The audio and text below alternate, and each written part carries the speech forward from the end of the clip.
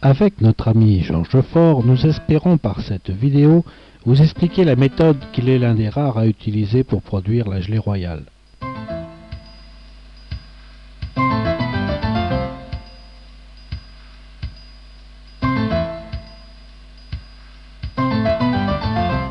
Au terme d'une vie professionnelle axée sur la production de gelée royale, Georges va vous faire entreapercevoir cette méthode que nous appellerons la gelée en divisible. Nous allons donc, ensemble, accompagner Georges sur ses ruchers pour une petite introduction. Puis, poursuivre le processus de production que nous avons décomposé en 4 volets. Le prélèvement des cadres de couvain, le greffage au laboratoire, l'introduction des cadres de production et leur récolte, l'extraction de la gelée, et accessoirement la production de pollen et l'élevage des reines. Avant de laisser la parole à Georges, et pour les personnes novices, rappelons que la gelée royale est une sécrétion pharyngienne des abeilles.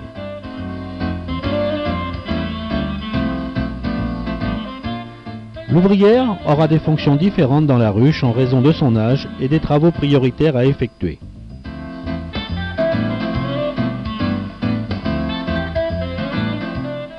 Ces glandes ne seront actives que la 2e semaine de la vie de l'abeille. Cette gelée est produite dans la ruche pour nourrir la reine, ce régime lui permettant de pondre 2000 œufs par jour en saison et de vivre 50 fois plus que l'ouvrière. Cette gelée permet aussi de déterminer l'avenir de la larve à devenir une reine et non une ouvrière. Au fond de la cellule royale est déposée de la gelée lors de l'élevage de reines. C'est ce phénomène que l'on va exploiter pour faire produire une quantité un peu plus importante de gelée à la ruche. Le prélèvement des cadres de couvain.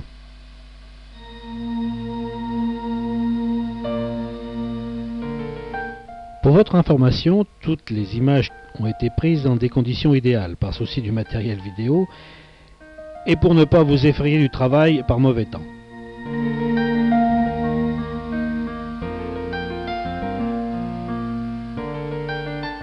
Tôt le matin, nous voilà sur le rucher. La première condition réalisée, c'est-à-dire un très bon vêtement, il faut réaliser la seconde. Un enfumoir en excellent état qui consomme peu et fournit une grande quantité de fumée froide. Comme le sait tout apiculteur, un petit coup de soufflet vaut mieux qu'une grande déroute.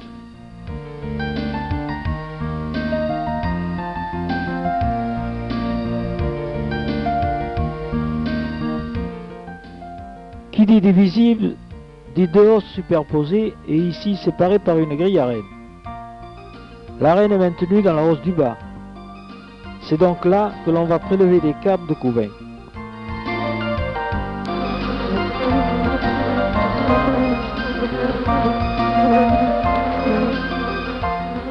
Il est impératif de surveiller l'état de chaque ruche pendant cette opération, en profitant du fait que l'on travaille sur les 2 parties.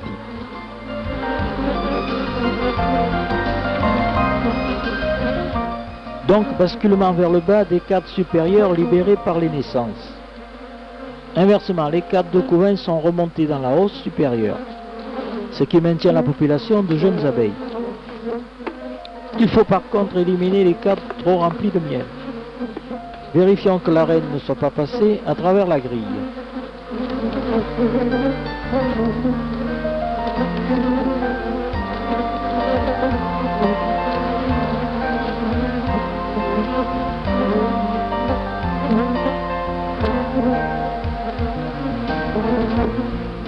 Vous aurez sûrement remarqué que les gestes de Georges sont précis, rapides et économiques en énergie. Répéter chaque jour pendant une saison cette gymnastique peut vite mettre à mal un d'eux. Quel apiculteur n'a pas pesté sur les ruchers de ne pas avoir 3 ou 4 mains? L'enfumoir, le lève-cadre, la balayette, le cadre, beaucoup de mouvements souvent inutiles.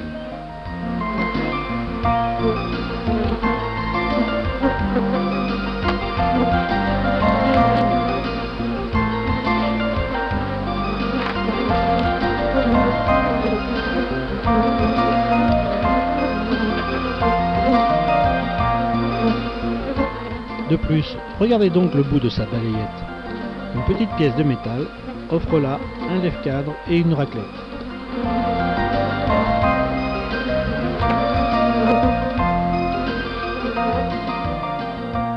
Le greffage au laboratoire. Vous aurez remarqué qu'un sas est prévu qui permet aux abeilles malencontreusement embarquées jusqu'ici de s'échapper. Une petite pensée de Georges pour le confort du greffage. Celui-ci va se passer en 2 temps 3 mouvements. Nous devons inciter les jeunes abeilles à stocker de la gelée royale dans une structure qu'elles doivent prendre pour une cellule royale. Aussi, nous allons donc utiliser une structure qui soit à la fois fonctionnelle pour l'apiculteur et attrayante pour l'abeille. Une structure en plastique alimentaire, des alvéoles en quinconce pour en disposer d'un maximum sur un cadre, sur un support démontable, une larve, un début de gelée royale appelé amorçage, bref, tous les ingrédients pour démarrer une cellule royale. Peut-être le plateau dans La mise en place de l'amorçage a l'avantage de coller la larve au fond de l'alvéole et de permettre une manipulation moins risquée. Vous avez vu la cadence. Promis, nous n'avons pas accéléré les images. Le deuxième temps est le greffage.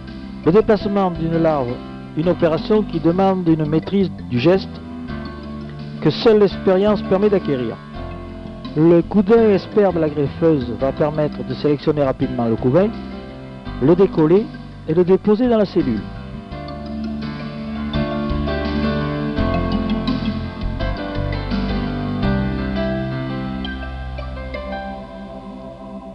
Sachez que ces opératrices ont des années d'expérience.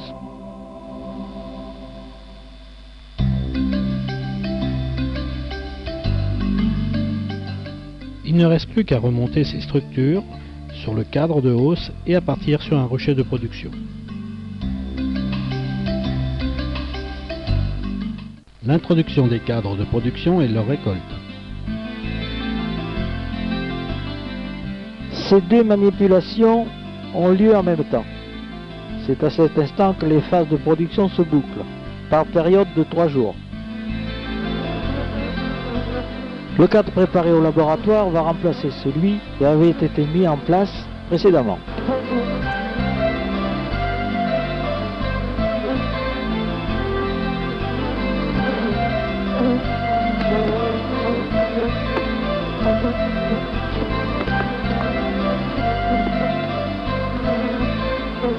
En fonction du temps, les abeilles ont plus ou moins bâti des structures artificielles et plus ou moins rempli les alvéoles.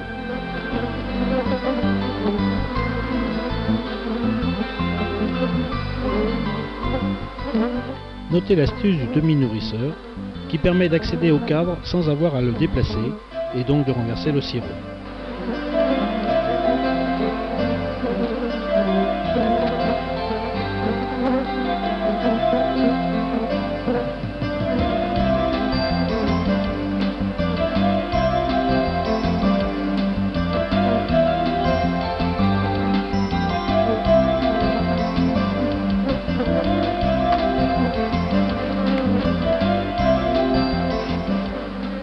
Un coup d'œil aux provisions dans le nourrisseur est nécessaire si le temps n'est pas clément.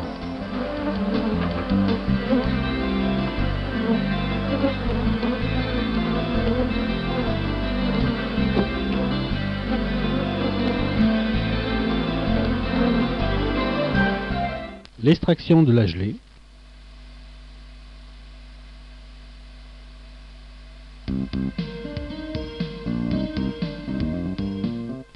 Hâtons-nous de retourner au laboratoire. La gelée n'attendra pas.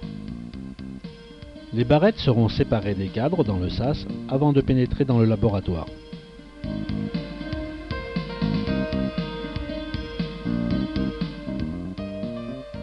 Nous allons supprimer d'abord le bâti de cire, puis évidemment penser à extraire la larve de chaque alvéole.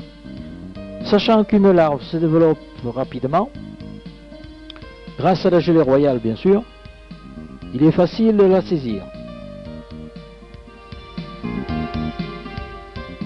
La production de gelée royale n'est pas identique d'une ruche à l'autre. Pensez que c'est uniquement la 2e semaine de leur vie que les jeunes abeilles en produisent. Donc, l'importance de leur population influence directement sur la production. Un dérèglement dans les conditions météo, la quantité de pollen et de nectar disponible ou le sirop alléchant en cas de besoin entre aussi dans le nombre des facteurs décisifs car ils prédisposent ou non la population de la ruche.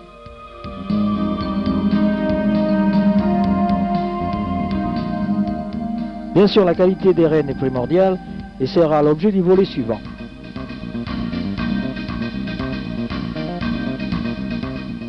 Une pompe à vide va permettre d'aspirer la gelée au fond de chaque cellule. Un bon filtrage est encore nécessaire. Étant donné la sensibilité de la gelée à la chaleur et à la lumière, il faut aussi régler le problème du stockage.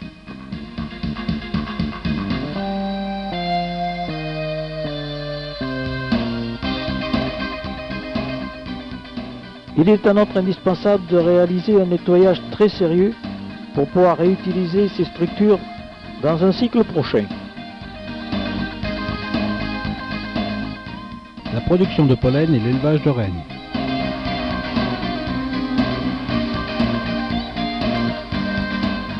L'apiculteur faisant en sorte que les rennes aient à leur disposition en permanence des cadres à pourvoir en larves, déclenche un besoin impérieux de pollen dans ces ruches. N'étant pas du tout intéressé par du stockage de pollen dans les cadres et permettant un contrôle de la volonté d'essaimer, la ponction de pollen par une trappe à pollen est une bonne opération. Les ruches étant installées sur support, les trappes de fond sont bien adaptées à mes habitudes de travail. Il va de soi qu'un séchoir de taille conséquente est à prévoir vu le nombre de ruches et leur production. Le producteur de gelée a un souci permanent, la qualité de ses rennes, mais n'a pas de problème particulier étant une personne qui manipule des jeunes larves quotidiennement. Il lui suffit de changer les structures de production de gelée par des structures d'élevage pour régler le problème. Au chapitre précédent, nous avons vu chronologiquement un seul cycle de phase de production de gelée. Or, une production en quantité et qualité impose un rythme de travail quotidien et sans interruption. L'apiculteur va donc synchroniser ses séquences journalières de travail pour que les phases d'un cycle se superposent à celles d'un autre cycle, décomposant en 3 travaux ses opérations sur les ruchers. Premier travail. Cadre mis en ponte 4 jours en avance dans les ruches pondeuses, sont prélevés chaque jour de greffage, ce qui permet d'avoir des larves de quelques heures sur une surface plus étendue. Sur cette représentation, nous pouvons constater qu'il est possible de prélever des larves de J+4 à J+6 ou 7. Nous pouvons aussi trouver des larves à greffer dans les ruchers où a été fait l'échange de cadres vides contre ceux de couvains naissants. Sur 14 ensembles de ruches, le deuxième travail consiste à l'échange de cadres entre les deux hausses. Vers le haut, transfert des cadres de couvains naissants, et vers le bas, transfert des cadres de couvains déjà nés, donc vides. Le but de ce manège est de maintenir une population nombreuse de jeunes abeilles tout près des cadres de production. Ce cycle de 14 jours tient compte de la chronologie de naissance des ouvrières. Troisième travail. L'échange de cadres de production. Celui qui vient d'être greffé au laboratoire prend la place de celui qui a été plus ou moins rempli de gelée. Pendant ce temps, au laboratoire, le greffage offre un voyage organisé à de nombreuses larves. Avoir en permanence de belles larves est le casse-tête du producteur de gelée royale. Le shadok en chef pompe la gelée en se souvenant de quelques difficultés sur les ruchers. Ayons à l'esprit qu'en fonction du nombre de personnes disponibles sur les ruchers, ces travaux seront exécutés séparément ou en même temps. Ceci tous les jours en saison, c'est-à-dire en Corrèze, de début mai à fin juin, hors exception météorologique.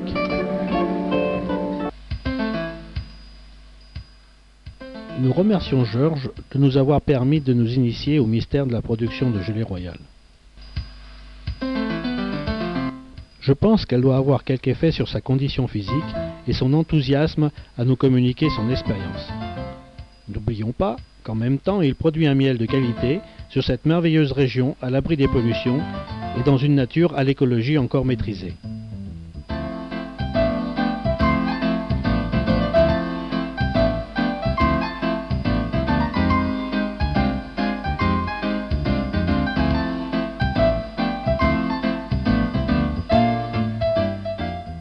Si le principe de la production vous est maintenant familier, main détail et des plus importants n'avaient pas leur place dans cette initiation.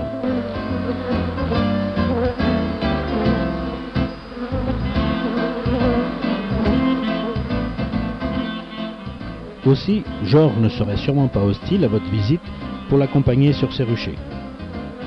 Je conseillerais toutefois aux personnes intéressées à le suivre de se munir d'une bonne protection. J'ai parfois plaint la caméra qui n'était pas protégée.